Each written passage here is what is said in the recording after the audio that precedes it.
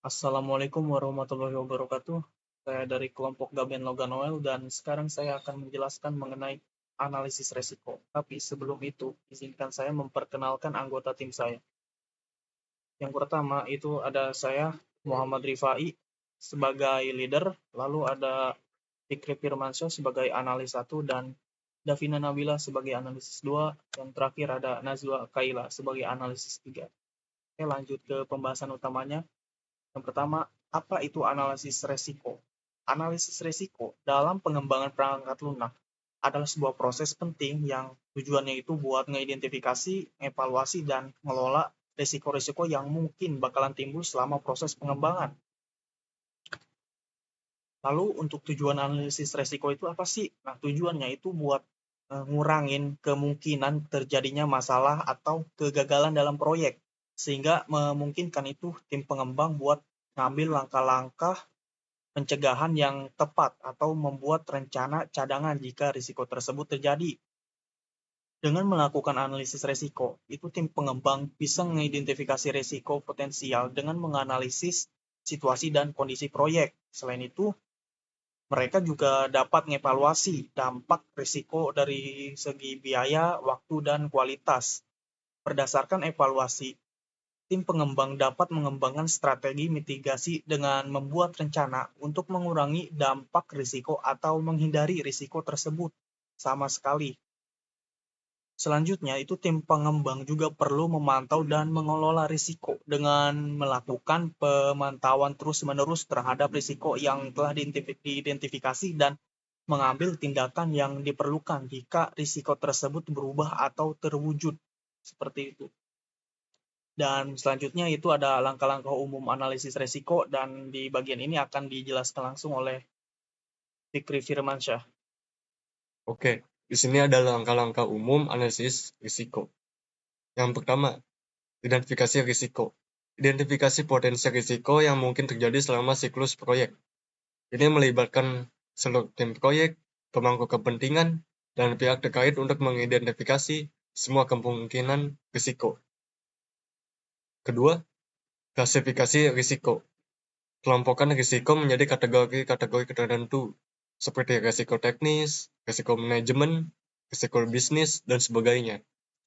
Ini membantu dalam pemahaman yang lebih baik tentang aspek-aspek tertentu yang rentan terhadap risiko. Yang ketiga, penentuan dan dampak kemungkinan. Tetapkanlah tingkat dampak dan kemungkinan masing-masing risiko. Ini membantu dalam menentukan risiko yang mana memerlukan perhatian yang lebih besar dan upaya mitigasi yang lebih intensif. Yang keempat, penilaian risiko. Gabungkan tingkat dampak dan kemungkinan untuk menilai tingkat risiko. Ini dapat diwakili dalam bentuk matriks, risiko, atau nilai numerik. Langkah-langkah umum selanjutnya akan dijelaskan oleh Davina. Lalu selanjutnya adalah 5, penetapan prioritas risiko. Tetapkan prioritas kepada risiko berdasarkan penilaian risiko. Fokuskan perhatian pada risiko-risiko yang memiliki dampak dan kemungkinan tinggi. 6. Penentuan strategi mitigasi. Identifikasi dan rancang strategi mitigasi untuk setiap risiko. Pilih pendekatan untuk mengurangi dampak atau kemungkinan risiko atau menyiapkan rencana darurat jika risiko terjadi. Nomor 7 adalah penetapan tanggung jawab. Tetapkan orang atau tim yang bertanggung jawab untuk mengelola setiap risiko. Ini termasuk pemantauan risiko, pelaksanaan strategi mitigasi, dan pelaporan kemajuan. 8. Implementasi tindakan mitigasi. Terapkan strategi mitigasi sesuai rencana.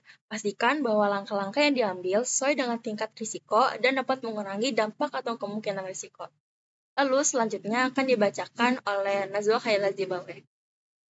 Baik, di sini saya ingin melanjutkan langkah-langkah umum analisis risiko yang sebelumnya dibacakan oleh Davina.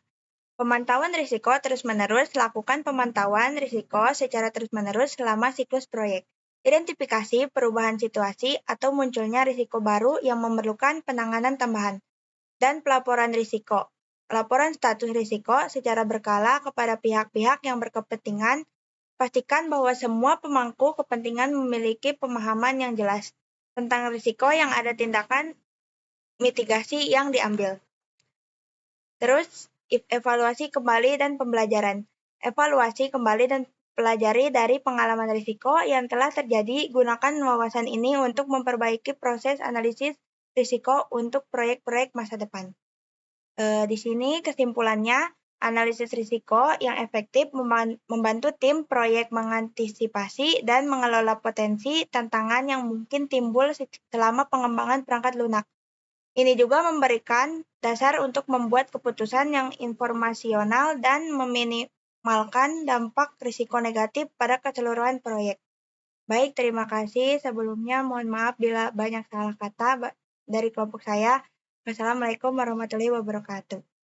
Audio Jungle.